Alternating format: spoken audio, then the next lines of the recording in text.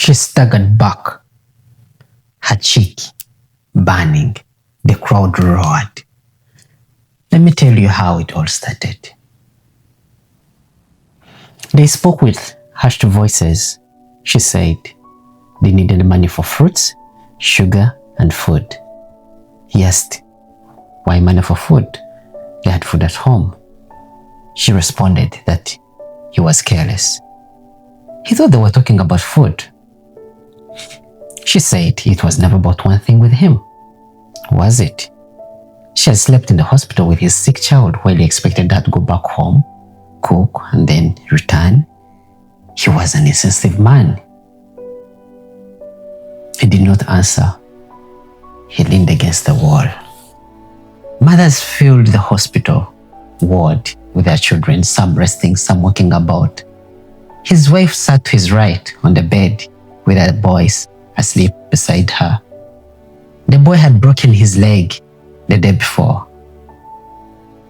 Mr. Kara, that was his name. He wore an old white kandura. It was stained and thinning. He had pulled it up to reveal his brown khaki shorts. His black flip-flops were tearing, and he looked tired and stressed. His wife picked up again. She reminded him he had failed to pick up their son. That is why they were in the hospital in the first place. She was right, he knew it. He had meant to pick up his boy. In fact, he was on the way to pick him up, but first he needed to drop off the passengers in his taxi. When he reached school, the child was gone. That is when the call came in. The boy had been knocked down by a bicycle. He had explained this over and over to his wife all night, and yet still her fury flamed. She rambled on and on, louder. She said he could not provide. She said he could not take care of his family well enough. He drifted into thought. Yesterday, before the hospital, a motorcycle rider had rammed into his taxi mirror and continued on. It was now broken. He had no money to repair it. His wife called for his attention again.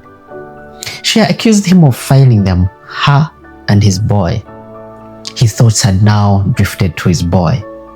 Would the boy heal in time? A soccer tournament was coming up at school. He had played with him in the previous few weeks. He had improved his skills greatly and he was proud. He had potential. Maybe, one day he could become a professional. His wife carried on, saying he never listened, did he? The hospital bills came to mind. Rent was due. Needs kept piling. He stood up. She asked if he had heard her. He straightened himself. She muttered again about fruits, about sugar, about food. She swore she was not going back home to cook. He put his hands into his kandura and pulled out 4 dirty, crumpled notes. They were crumpled up into a ball. She called him stingy, that it was not enough. It was all he had, and he could not give it all to her. He promised to return later with fruits, sugar, and maybe food. For now, she could buy some food. He unfolded the 4 dirty notes and picked out 2. She asked, what kind of food could the 2 dirty notes buy? He was tired.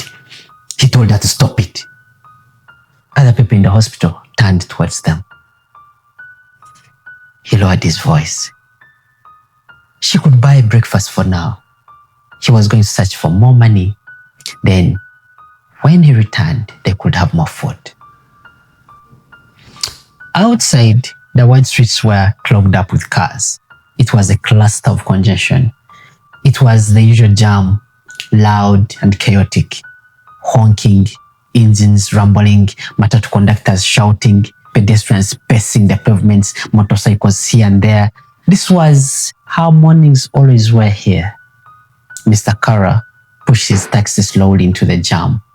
The windscreen, it was all dusty and then cracked. Before he could settle, a traffic officer waved him down. His heart sank. The broken mirror that was hit by the motorcycle rider, it hung loosely, almost falling off. He parked by the pavement. He was fidgeting. Through the window, he tried a smile. He greeted the officer. The officer stepped closer. Who had stopped him? He had stopped him because of the mirror. Panic washed all over Mr. Kara's face. His lips trembled. The officer leaned in. He pushed his head into the taxi. He said it was either a ticket for the broken mirror or lunch for him. What was it going to be? Mr. Kara reached again into his pockets, the kandura. Only 2 crumpled notes came out. He begged, saying that was all he had. The officer looked at him, checked him out, looked around, then snatched the 2 notes. In a blink, the 2 notes disappeared into the officer's pockets. He warned Mr. Kara he was going to give him a ticket if he found him again driving with a broken mirror. Mr. Kara promised to fix the mirror. The officer walked away whistling like that. Mr. Kara slammed his hands against the steering wheel with fury. The horn blasted out, boom, but no one could notice. It was already loud everywhere. Helen sat in her brand new Benz. It was a recent wedding gift from Freddie, her husband. They had married the previous weekend. This morning she felt trapped in the morning jam. It was hazy. She had barely advanced a meter in about an hour. She glanced at the clock of the car and sighed. Time was slipping away very fast. Her boss was not going to have any excuse this morning. Nearby, Mr. Kara watched the traffic officer walk away. He cursed him silently. He was a thief. A thief. How was he going to get fuel now? He was infuriated. He started his taxi, steering his wheels towards the crowded road. His mind rang with worries. The hospital, the food, his wife's anger, his sick boy, the bills, the soccer tournament his son might miss. He pressed his foot down on the pedal harder than he should have. The morning heat was fierce. Helen rolled her windows to shut out the smog and noise, so she rolled them up. The AC hummed. She connected her phone to the car's Bluetooth. Her favorite playlist spilled through the speakers. The rhythm calmed down her nerves. And then, boom, she was thrust forward violently. The seatbelt only caught her just before she could hit the steering wheel. She froze. She killed the music and looked around frantically. Behind her, a taxi driver waved furiously, demanding she step out of her vehicle. Her heart pounded. Had the fool struck her new Mercedes? She swore he was going to pay for it. The sight was horrifying. The front of the taxi had crushed and infused itself into the rear of her new Benz. Mr. Kara was pacing, shouting. He was performing wildly for the crowd, sweeping his arms through the air, showing how the accident had happened. He declared loudly it was her fault, Helen's fault. Helen just stood there watching his theatrical performance. She was horrified, but she almost cheered Mr. Kara's performance. It was that good. She pulled herself together, walked around, inspected her vehicle. Fury clamped in her throat. Oh my God. After assessing, she leaned on the side of her car. Mr. Kara came closer, still unmated, waving his hand as he explained. He insisted Helen was the one at fault. He explained the cars in front of her, they had moved slightly. She could have pulled forward just enough to give him space as he joined the road. Taxi drivers were never wrong, she thought to herself. Were they?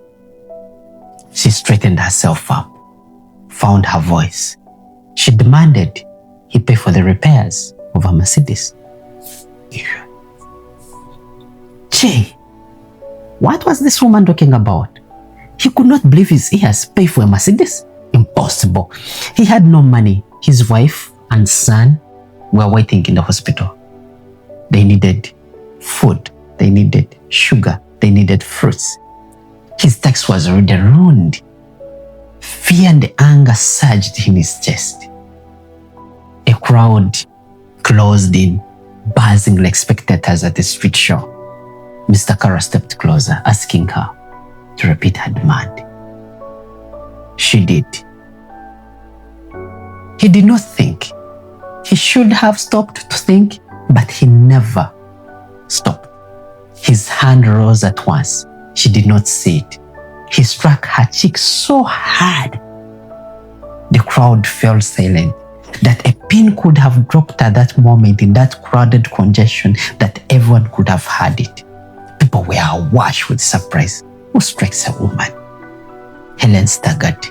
She leaned against her car. Her cheek burned. Rage tightened in her throat. No one had ever dared to strike her. Tears flashed in her eyes, not because of pain. It was fury. Fury. Mr. Kara froze. He was shocked. He could do such a thing. He had never ever slapped a woman.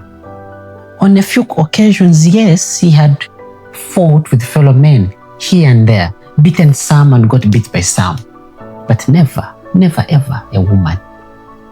Before he could find his voice, some men from the crowd seized him, forced him onto his knees, pinned his arms at his back. Women in the crowd roared with cheers. On his knees, Mr. Kara tried to explain. He said he was having a bad day. He told her about the boy with a broken leg, about the tournament that was coming up that he could miss. He told her about the wife waiting in the hospital, waiting for food, fruits and sugar. And now this had happened. He had no money. Tears welled up in his eyes as he begged. The men held him firm. They positioned his cheek, signaled to Helen to strike him back. The crowd roared. They demanded revenge. She had never been struck before. How could he? How could he? She stepped forward. There was silence. The crowd waited in anticipation. She raised her hand high enough. The crowd's eyes followed along. She brought down her hand hard. She slapped him across the face. The men urged her on. One more, they said. The crowd roared and demanded for more. She stared at him. He looked broken. He looked pitiful. What if the boy was real? What if the wife was waiting? She signaled to the men to let him go. She had got her revenge. The crowd gasped with disappointment. The traffic officer who had taken his money earlier on pushed his way through the crowd.